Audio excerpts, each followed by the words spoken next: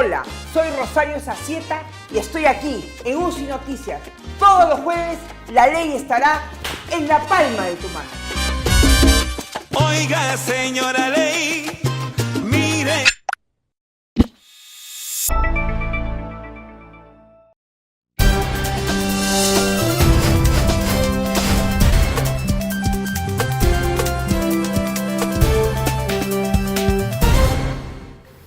Continuamos aquí en UCI Noticias para hablar de este tema que les comentaba antes de pasar a este bloque, que es el tema del feminicidio. El día de ayer hemos tenido un par de casos que ya no voy a volver a repetir, pero todos los días hay un caso. Todos los días los medios de comunicación van a la puerta de las casas y está la mujer pegada y en el peor de los casos muerta. ¿Qué es lo que está pasando? Si es que venimos hablando del tema por lo menos 4 años, por lo menos. Se encuentra con nosotros la abogada Janet Yaja. Ella es feminista, pero además de ser feminista, sabe del tema y tiene una visión bastante interesante de lo que aquí sucede. Janet, gracias por estar con nosotros. No, gracias a ustedes por la invitación. Bueno, las cifras, por ejemplo, ¿cómo van? Mira, tenemos un problema inclusive de cifras, creo yo, ¿no? Porque nosotros tenemos 2 observatorios. Hay un observatorio de criminalidad del Ministerio Público que ha dado cuenta de 94 feminicidios, mientras que el observatorio del registro de feminicidios del Ministerio de la Mujer ha dado cuenta de 124 casos para el año pasado, ¿no? Seguramente hay una diferencia de la forma en que están abordando, porque seguramente la Fiscalía está mirando ya casos tipificados formalmente como feminicidio, pero digamos, esa es la data que de alguna manera sube y baja en los últimos años, pero en grueso se mantiene en nuestro país, ¿no? Y me parece interesante lo que señalas en el sentido de que el feminicidio como problemática empezó a visibilizarse, mira, el 2003-2004, pero solamente desde sociedad civil. Y fue el 2009 que se crearon estos registros, ¿no? Porque antes, digamos, pasaban por homicidios, parricidios, o muchas veces en los medios los escuchamos, porque no es que hayan aparecido ahora, existían siempre, ¿no? Bajo algo así como homicidios pasionales, ¿no? O sea, crímenes pasionales, ¿no? Entonces la quería tanto que la mató, la encontró con otro y la mató, que era una forma también era y sigue siendo muchas veces en el abordaje periodístico de justificar el tema del asesinato hacia una mujer por discriminación, que finalmente es el feminicidio. Bueno, en el 2009 surgen estos 2 registros, en el 2011 es que se tipifica por primera vez el tipo penal de feminicidio, más o menos como un tipo penal que decía que aquel parricidio o homicidio a la mujer por parte de la pareja es feminicidio, solamente eso, y ya más bien el tipo penal se mejora en el año 2013, y por eso es de que creo yo que señalas eso en los últimos años, porque de alguna manera el tema de nombrar el delito, tipificarlo en nuestro país es muy importante, porque a las mujeres se nos ha venido matando hace muchos años, solamente que no era visto como un problema como es ahora, ¿no? Y claro, finalmente el feminicidio es la última argolla de una cadena de violencia muchas veces, porque de hecho los feminicidios que se registran, la gran mayoría están por parejas o exparejas, ¿no? Pese a que no se agota el feminicidio íntimo, que es este feminicidio que se da en el marco de las relaciones más bien, bueno, entre hombres y mujeres, ¿no? También hay, por ejemplo, el feminicidio después de una cosa, o sea, que no es pareja y es pareja, pero sí se da en un contexto de discriminación, ¿no? La mayoría de los casos que se registran están vinculados con parejas o exparejas, y lo que de alguna manera nos devuelven es que, pese a que hablamos del tema, se ha visibilizado, ¿no? Cada vez se cuestiona más la justificación que dan muchos agresores respecto a por qué matan a unas mujeres o por qué casi las matan, ¿no? Como ha pasado con el caso de Evi, que digamos casi si no está muerta es por la casualidad, ¿no? Pese a que se ha visibilizado y efectivamente tenemos varios problemas, ¿no? Primero, que se sigue justificando el discurso del crimen pasional, se sigue manteniendo en muchos espacios, y lo otro, creo yo, es que no atacamos necesariamente lo que son las causas de esa violencia. Eso es a lo que iba. Acabas de mencionar una cosa bien importante, que es el feminicidio como tal, o sea, el asesinato es el último eslabón de la argolla. O sea, cuando eso pasó, cuando vas a mirar en todos los casos, ya pasaron 500.000 cosas antes. Sí. Esas son las causas. O sea, lo que precede tiene un origen. ¿Eso es lo que nos ataca? ¿Eso es lo que nos quiere decir? Mira, creo que hay como hay un origen, digamos, y hay varios procesos. Creo que un punto, antes de ir al inicial, que creo que tiene que ver con el machismo, ya tiene que ver con cómo está funcionando el sistema de justicia, ¿no? Sí, efectivamente se han identificado casos de feminicidio en los cuales las mujeres ya habían acudido al sistema de justicia, en principio para solicitar medidas de protección, que es lo que corresponde, y el sistema de justicia no funciona. Aquí y el presidente del Poder Judicial ha dicho que no tienen plata directamente, ¿eh? O sea, hay los juzgados de familia donde tienes que ir para que te den la protección y no tiene plata. O sea, fíjate cómo estamos en el tema, que el presidente del Poder Judicial me dice, sí, yo sé, no tenemos plata, no tenemos presupuesto. Sí.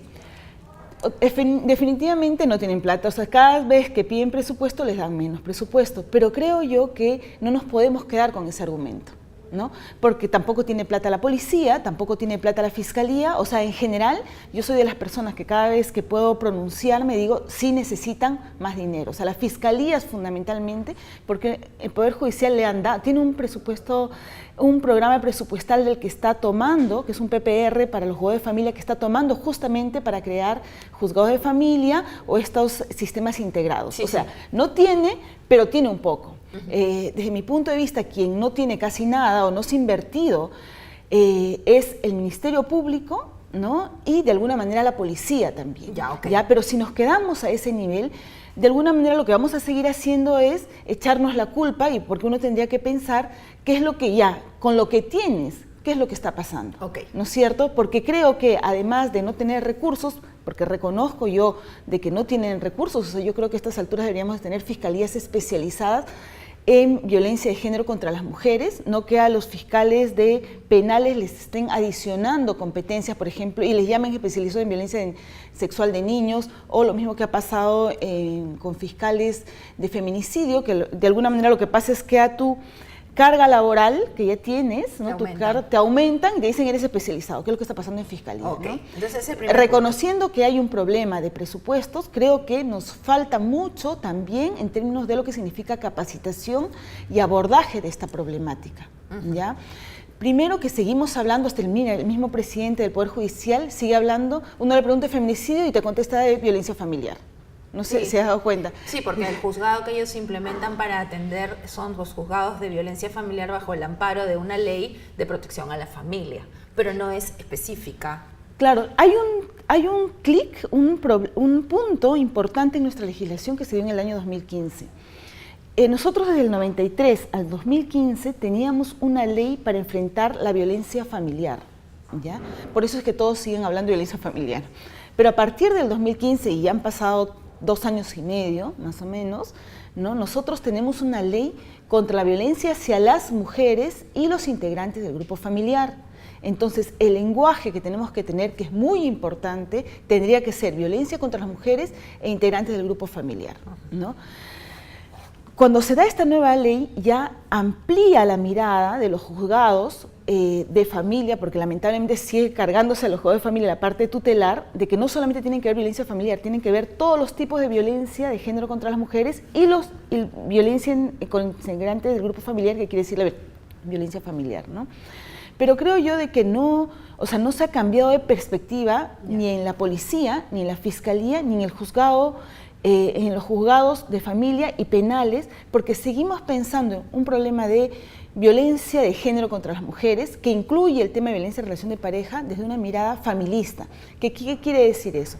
Una mirada en la que yo pienso que esto es las dos somos pareja, digamos, ¿no? Un hombre y una mujer, no sé, y tenemos un conflicto, y eso es lo que hay que resolver. La Defensoría del Pueblo, por ejemplo, ha detectado de que un porcentaje importante de jueces, fiscales y policías consideran que la conciliación es un elemento que puede resolver esto. Entonces, si tenemos operadores que creen que las personas pueden conciliar como si fueran iguales, digamos, entonces cuando atienden este tipo de casos, ya sea de violencia en relación de pareja, que sea dentro de la familia, o sea la violación sexual, o sea otro tipo de violencia de género contra las mujeres, lo que están haciendo es, de alguna manera, desconocer que hay un problema de poder, que es una violación de derechos humanos, y pensar que es un conflicto familiar de iguales, y de alguna manera eso va a colar en su investigación, ¿no?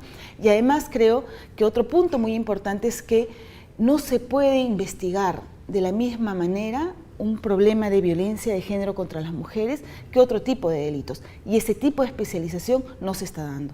Entonces, en ese marco, reconociendo que no hay dificultades con el presupuesto, y cuando uno mira, por ejemplo, no tengo la data exacta del Poder Judicial porque es muy difícil detectarla, pero se hizo un estudio, ¿no?, hace algún tiempo, acerca del presupuesto del mismo Ministerio de la Mujer dentro del Poder Ejecutivo, y el presupuesto no llegaba ni al 1%. O sea, tenemos un Ministerio de la Mujer que es el ministerio que más se dedica al tema de violencia de género, y ahí voy a ir al otro tema, porque no solamente acaba con el sistema de justicia, donde el Ministerio de la Mujer da rectoría, capacita también, sino que tiene que ver con la prevención, que en términos presupuestales, que es de alguna manera lo que te evidencia cuál es el compromiso frente a una problemática, porque la evidencia no es que ellos salgan, o sea, que el presidente o el premier o la premier en su momento o los ministros salgan diciendo estamos comprometidos contra la violencia, es un dato importante en términos de mensaje, pero la realidad se mide con el presupuesto, ¿no? Y el presupuesto es mínimo. Y solamente para... O sea, entonces primero, el Poder Judicial y la Fiscalía les falta capacitación. Eso es tu primer punto, y enfocarse directamente en esta ley de violencia contra la mujer. Sí. ¿No es cierto? No una visión familista. El segundo punto. Ya, que tiene que ver con, finalmente, cuáles son las causas. Porque claro, en este caso de feminicidio, si ella pidió ayuda y no le dieron, le terminan matando, esa es una responsabilidad funcional del sistema de justicia. Hay casos internacionales que se han llevado y se ha ganado diciendo este Estado, como desprotegió, también es responsable de ese feminicidio. Pero bueno, finalmente, si nosotros vamos a cuáles son las causas originales de la violencia de género contra las mujeres, que se manifiesta no solamente con el feminicidio, no solamente con la violencia en la pareja, o sea, de alguna manera el Plan Nacional de Violencia de Género 2006-2021 establece una lista grande de violencias, donde está, por ejemplo, el acoso sexual callejero, el tema de trata de personas con fin de explotación sexual, está incluso el acoso político, que ahora que vienen las elecciones seguramente se va a visibilizar, la violencia que nosotros vivimos en la época del conflicto armado interno en el país, entre el 90 y 2001, violencia obstétrica, que es algo que se conoce muy poco, pero que también se ha reportado en países como México, Bolivia, donde han desarrollado más. Entonces, digamos, ¿qué está atrás de todas estas formas de violencia? Finalmente es una cultura machista, ¿no? Una sociedad machista que sin duda tenemos un discurso que cada vez más lo reprime, ¿ya?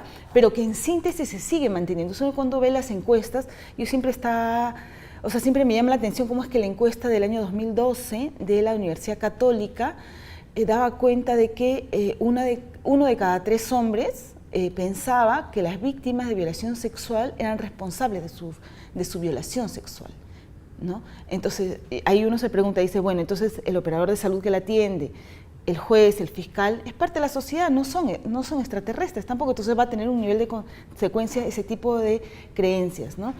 Digamos, este tipo de creencias que se están documentando cada vez más, encuestas, dan cuenta que tenemos una alta tolerancia a la violencia, y que la violencia de género contra las mujeres, y que la justificamos además, ¿no? Entonces, cuando se ha visibilizado, es muy interesante todo el tema de acoso sexual callejero, que es algo tan naturalizado, se ha visibilizado, se ha denunciado, pero igual seguimos encontrando personas que justifican. Ahí viene mi pregunta, ¿no? Acoso sexual, por ejemplo, ¿no? Muchas personas creen que porque te dicen de la manera más linda, o sea, si puedes salir tú a la calle ahorita y te pueden decir, Janet, qué linda que estás, un X, ¿ah? Entonces dice, la gente, ¿no? Dice, pero ¿por qué te molestas? Te lo estoy diciendo bonito. Entonces nadie entiende cuando tú dices, es que no me tiene que decir nada, ni bonita, ni fea, ni bien, ni mal, ni nada. Eso es uno. Entonces, mi pregunta va a esto. Siempre se ha hablado de políticas públicas. ¿Qué son las políticas públicas? Las que van a actuar a nivel macro para empezar a erradicar esta interiorización del machismo. ¿Cuáles son esas políticas públicas que faltan, por el amor de Dios? Mira, lo que pasa es de que he hecho un estudio yo que me han pedido.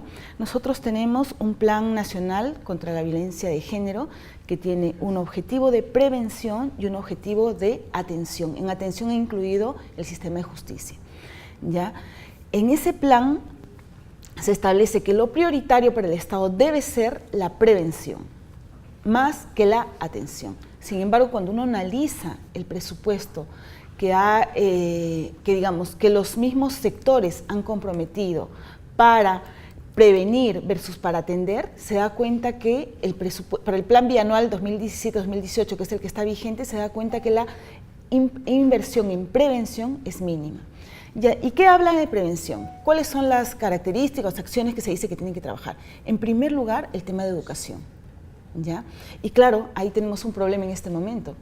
Primero, desde mi punto de vista, que el Ministerio de Educación no se ha comprometido con el tema. De hecho, la Defensoría del Pueblo ha hecho un balance del plan nacional, de este plan nacional para el año 2017, y ni siquiera le han contestado sobre el objetivo, el indicador que tenía que ver con ellos acerca de la prevención, ¿ya? Pero además, digamos, en este proceso de debate con los grupos antiderechos, con la demanda, lo que están haciendo es de alguna manera retroceder también, al menos en los últimos lineamientos, por ejemplo, han omitido el tema del enfoque de género y han empezado a hablar de igualdad de oportunidades entre mujeres y hombres, que en principio podría parecer un juego de palabras, pero que en el fondo también es una visión que de alguna manera cede a grupos, desde mi punto de vista, antiderechos, que lo que están haciendo es no solamente ir contra la palabra género, sino en general ir contra una mirada mucho más igualitaria de hombres y mujeres, y que también incluye a aquellos adolescentes, ¿no?, digamos, que pertenecen o que van a pertenecer al futuro porque están en un proceso de desarrollo a la comunidad LGTBI, y más bien lo que pasa es que podría de alguna manera incluirse o al menos al no incluirse, legitimarse situaciones de discriminación a personas LGTBI. Entonces, bueno, para regresar al plan, el plan te establece en primer lugar el tema de educación, ¿ya? Y desde mi punto de vista el tema de educación, si bien han habido coincidencias en un inicio, en este momento es un tema muy complejo, y ahí cuando nosotros hablamos del debate de la currícula, de la sentencia que va a salir en los próximos días o meses, no sabemos, de la Corte Suprema, porque ya debió haber de alguna manera saberse pronunciado, yo creo que uno tendría que hacer la conexión, que lo que decía la Corte Suprema, sabes que sí tiene relación de alguna manera con lo que vaya a pasar con los feminicidios o con lo que ha pasado con los últimos feminicidios tan dramáticos que hemos tenido. Porque en el caso de la mujer a la que se le quemó, ¿no es cierto?, con gasolina, lo que se le dijo antes, ¿qué fue? No fue una frase diciéndole más o menos, no vas a ser bonita, no sé, si no es mía de nadie, o sea, y no es el único caso, o sea, hay varios casos en los cuales se justifica el tema de la agresión en no poder poseerte, entonces te castigo. Claro. Es lo que pasa, ¿no? Entonces, bueno, está el tema de educación. También hay un tema importante con el tema de los medios de comunicación, pero no campañas aisladas del 8 de marzo y 25 de noviembre. ¿Qué es lo que tenemos actualmente? Se supone que tiene que haber una estrategia comunicacional intersectorial, no solamente en diferentes sectores, sino en diferentes niveles de gobierno, porque nosotros tenemos gobiernos regionales, provinciales y distritales, y en principio tendría que haber una articulación con todos ellos, porque además creo, y es muy importante pensar de que, o reconocer que la violencia no solamente es un encargo del MIMP, o sea, porque el MIMP si tiene menos del 1% de presupuesto, digamos, al 2016, más allá de que lo conozcamos públicamente y que salga en medios, su capacidad de incidencia es mínima si es que los demás sectores y niveles de gobierno no articulan. Y en ese marco sí no quiero dejar, porque seguramente después se me va a pasar, estamos nosotros en elecciones este año, y sí deberíamos de exigir, no sé, a todos los postulantes, a las regiones, a los gobiernos distritales y a los gobiernos provinciales, y en el caso de distritales son 1.874 distritos que tiene este país, ¿qué van a hacer frente a la violencia de género? ¿Ya? Porque además la ley 3036-4 les encarga acciones puntuales, concretas, dependiendo de la dimensión, evidentemente, una cosa es el distrito, otra cosa es la provincia, otra cosa es la región, para luchar contra la violencia hacia las mujeres, ¿no? Entonces, el tema educativo, el tema de medios de comunicación, que no hay una estrategia a diferentes niveles, falta una estrategia Le encarga, se supone que está haciéndolo el MIM, pero todavía no la vemos. O sea, nosotros seguimos mirando 8 de marzo y 25 de noviembre, Obvio el Día no. de la Mujer y 25 de... No la vemos. Si la viéramos, las cifras disminuirían, ¿no? O sea, por eso aquí la pregunta es, ya tenemos un montón de tiempo hablando, ¿qué se ha hecho? Nada, ¿no? El Ministerio de Educación me En dices... temas de prevención, yo creo que en términos de prevención no ha sido prioritario. O sea, decimos prevención, pero muy poca se sabe exactamente ya que. Entonces, prevención, ¿qué? El tema de educación es fundamental. Mira, hace 3 días el Congreso aprobó una norma para decir que se declarara de interés supremo, de alto nivel, no recuerdo exactamente la frase, para que se enseñara de alguna manera valores familiares, ¿ya? Y además incluir en el currículo escolar de la educación básica regular el tema de violencia familiar, ¿ya? A mí, sinceramente, esa aprobación me preocupó. ¿Por qué? Porque ya está la ley 3036-4, y la 3036-4 no habla de violencia familiar. Dice que se incluye en el currículo el tema de todas las causas y el abordaje de violencia contra la mujer y violencia en el grupo familiar. Quiere decir que más bien esta ley lo que hace es reducir. Después habla de valores alrededor de la familia. Yo me pregunto, bueno, primero, que la ley 3036-4 también hablaba de valores, y habla valores vinculados a la dignidad para ejercer una vida libre de violencia. O sea, enmarca qué valores, porque yo no puedo dejar libremente, no sé finalmente cuál será la redacción final, los valores en una sociedad que sigue siendo machista. Claro. O sea, digamos, para una familia, ¿qué puede constituir un valor para ellos? ¿Discriminar? ¿No? Entonces yo creo que, digamos, esa norma desde mi punto de vista que ha sido aprobada hace 3 días no aporta nada, porque ya la ley 3036-4 era mucho más enfática y más bien relativiza mensajes, ¿no? Bueno, otras acciones que dice el Plan Nacional contra la Violencia de Género hacia las Mujeres es el trabajo comunitario. O sea, sin duda, digamos, siempre repito y me parece, no basta con crear más SEMS. O sea, nosotros tenemos ahora más de 300 SEMS. El Premier ha pensado, ha dicho, se ha comprometido de que vamos a tener al 2021 475 SEMS, ¿ya? Pero nosotros tenemos 1.874 distritos a nivel nacional. Entonces, digamos, y además no podemos seguir pensando que va a venir el tema de la prevención y la atención en violencia de un sector centralizado como es el MIM. O sea, se tiene que de alguna manera descentralizar. El plan plantea el tema de actores, digamos, comunitarios, ¿no?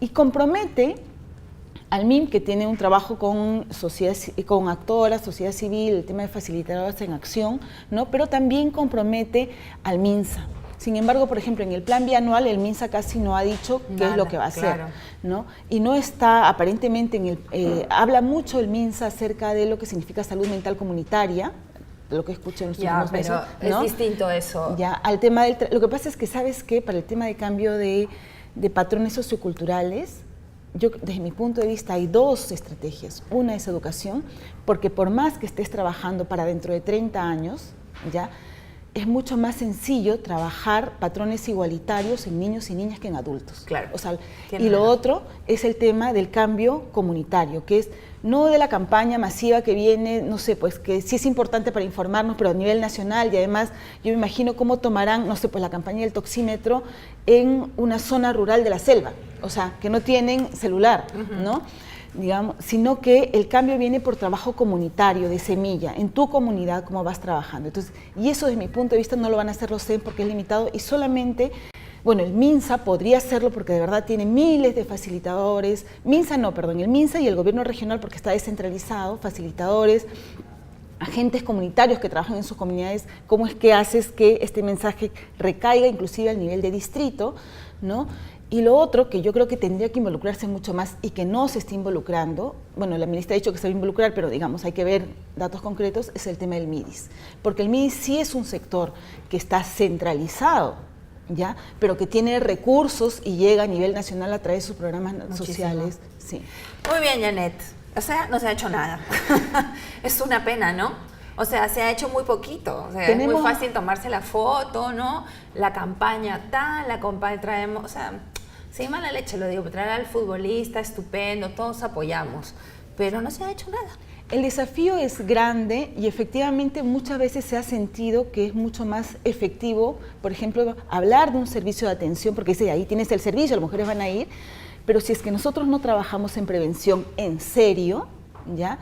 Van a seguir pasando los años y no serán los 4 años que mencionó respecto a feminicidio, estamos hablando de décadas, o sea, la igualdad para hombres y mujeres ha sido reconocida el 79, digamos, y las brechas salariales, todas las inequidades se siguen manteniendo, disminuyéndose mínimamente, ¿no? Entonces, muy bien. Bueno, Janet, se nos va el tiempo. Muchísimas gracias. No, gracias Muchísimas gracias por haber estado con nosotros. Vamos a seguir dándole a este tema más adelante, por supuesto, hasta ver resultados concretos. Nos los debemos todos en el país. Pausa y volvemos.